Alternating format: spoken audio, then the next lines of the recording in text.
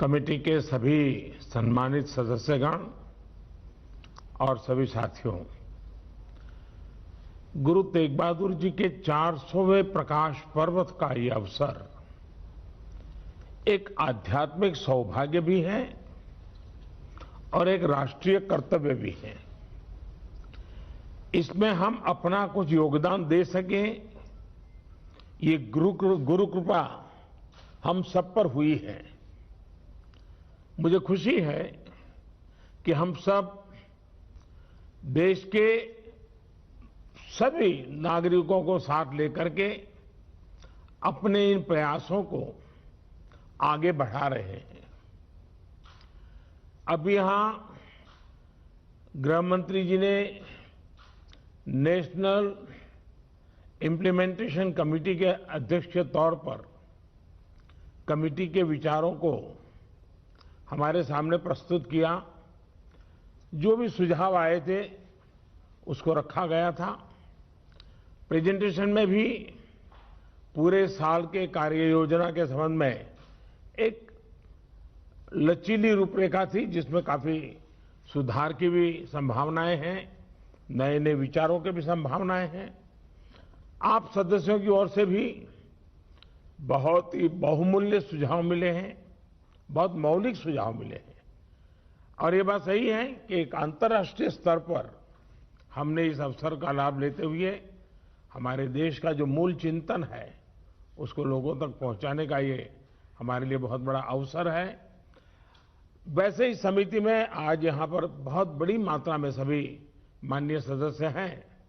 सबको अपनी बात बताने का अवसर नहीं मिला है, लेकिन मुझे पूरा भरोसा है कि सभी माननीय सदस्य इन विचारों को लिखित रूप में भेजेंगे ताकि इसको और समृद्ध बनाया जा सके और हम अच्छी कार्य रचना करके साल भर के लिए इस काम को आगे बढ़ा सकें। साथियों, बीती 4 शताब्दियों में भारत का कोई भी कालखंड, कोई भी दौर ऐसा नहीं रहा जिसकी कल्पना हम गुरु तेग बहादुर जी के प्रभाव के बिना कर सकते हो। नवम गुरु के तौर पर हम सभी उनसे प्रेरणा पाते हैं।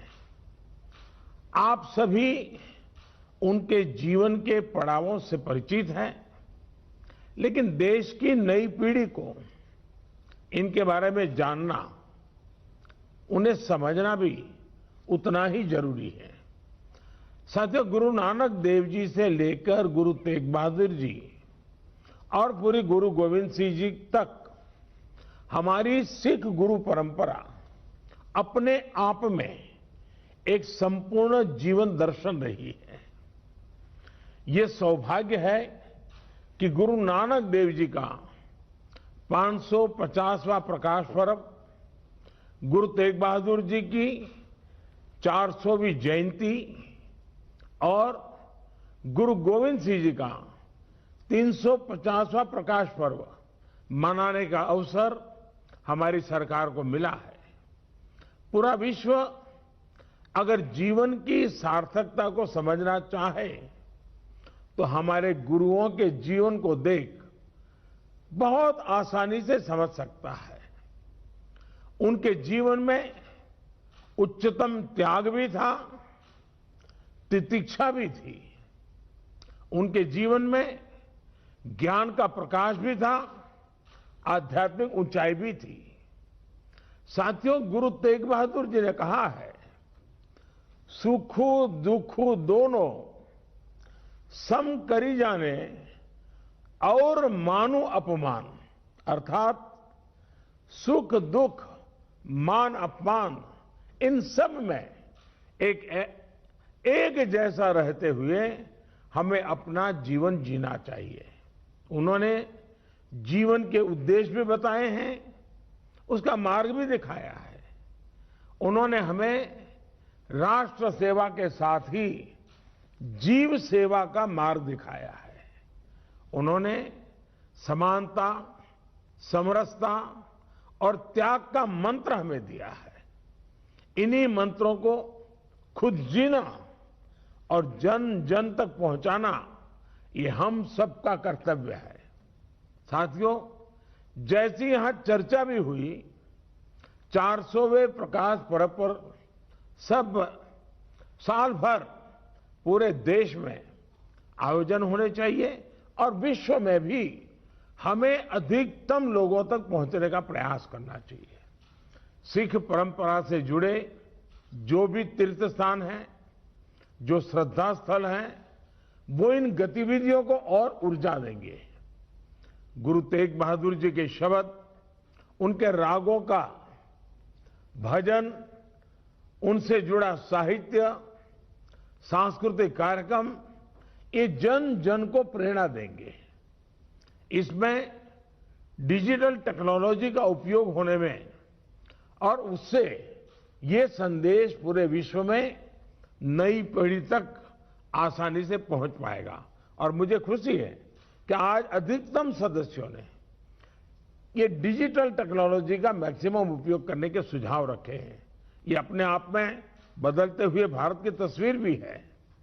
हम सभी इन सभी प्रयासों में हमें ज्यादा से ज्यादा लोगों को अपने साथ जोड़ना है। साथियों, इस पूरे आयोजन में हमें गुरु तेग बहादुर जी के जीवन और शिक्षाओं के साथ ही समूची गुरु परंपरा को भी विश्व तक लेकर के जाना चाहिए। किस तरह पूरी दुनिया में आज सिख समुदाय के लोग और हमारे गुरुओं के हम सब करोड़ों अनुयायी उनके पद चिन्हों पर चल रहे हैं। कैसे सिख समाज सेवा के इतने बड़े बड़े काम कर रहा है, कैसे हमारे गुरुद्वारे मानव सेवा के जागृत केंद्र हैं। ये संदेश हम अगर पूरे विश्व तक लेकर जाएंगे तो हम मानवता को बहुत बड़ी प्रेरणा दे सकेंगे। मैं चाहूंगा कि इस पर शोध करके इसे डॉक्यूमेंटेड भी किया जाए।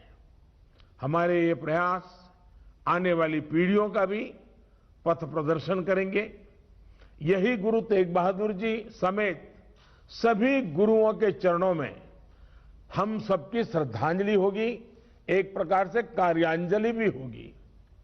ये भी अहम है कि इसी महत्वपूर्ण समय में देश आजादी का अमृत महोत्सव भी मना रहा है।